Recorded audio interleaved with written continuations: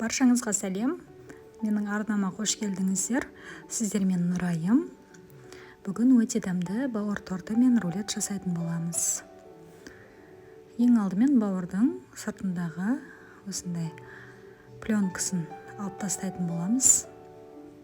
Жақсылап тазартып аламыз, өйткені бұлар осымен бірге істесек, бұл бізде комок болып қалып қоятын болады. Сол себептен жақсылап тазартып алуымыз қажет. Бауырды тазалап болған соң тортымыздың салмасын дайындауға кірісеміз. Ең алдымен сковородаға қажетінше май құйып, сонан соң майымыз қызғасын, жуаны салып, қызарғанша қуырып алатын боламыз. Сонан соң бетіне үккіштен өткізілген сабызды қосатын боламыз. Қақпағын жауып, жай отта 10 минуттай бұқтырып алатын боламыз.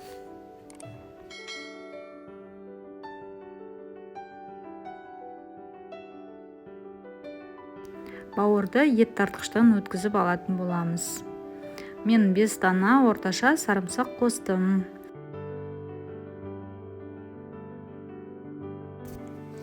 Енді құймағымызды жасауға кірісеміз. Ол үшін бізге 2 жұмыртқа қажет. 2 жұмыртқамызды ыдысқа шағып дайындаймыз. Үстіне қалауымызша тұз, бұрыш қосамыз. Сонан соң сүтімізді құямыз. Жақсылап араластырамыз.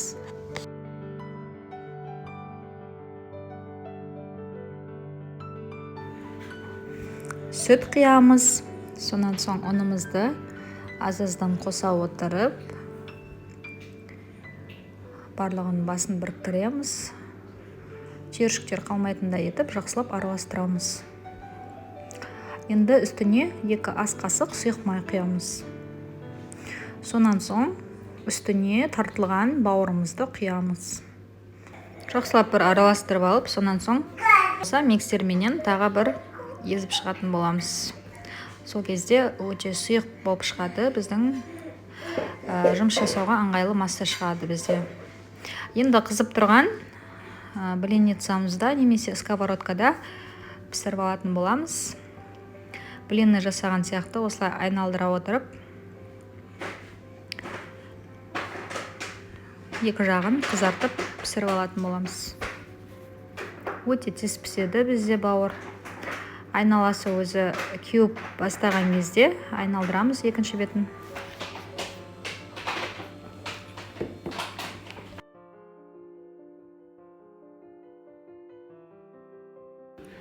Дәл осылай барлығын пісіріп алатын боламыз.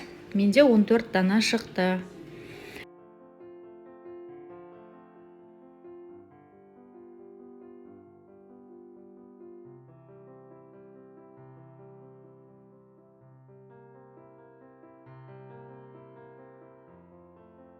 Осымен барлығын пісіріп алдым.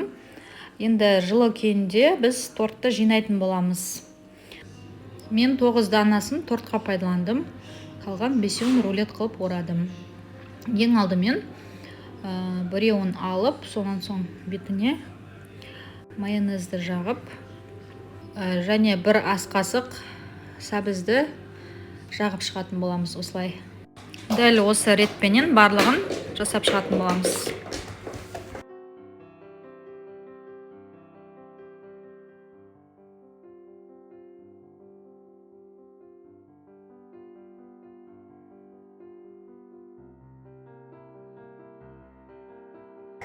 Енді тортымыздың жан жағына майонезді жағамыз, сонан соң үстіне жағамыз.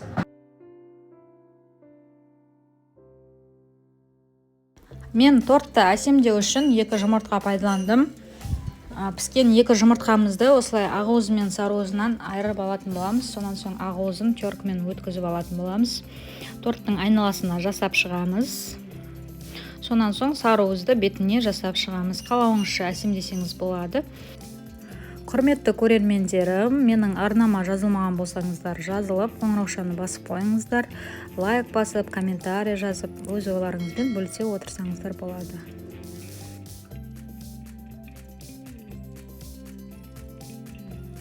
Осымен тортымыз дайын. Менің рецептіме міндетті түрде жасап көріңіздер. Өте дәмді болып шығады. Енді рулетімізді жасауға кірісеміз. Рулетті де ең алдымен майонезді жағып, сонан соң бетіне сәбізді жағып, қаттырақ орайтын боламыз. Менде 5 дана шықты. Ортасынан бөліп, әдемілеп ұсынатын боламыз. Осымен біздің тортымыз, бауырдан жасалған рулетіміз дайын болды. Видеоны соңына дейін қарағандарыңызға рахмет. Менің рецептіммен міндетті түрде жасап көріңіздер, өте дәмді болып шығады.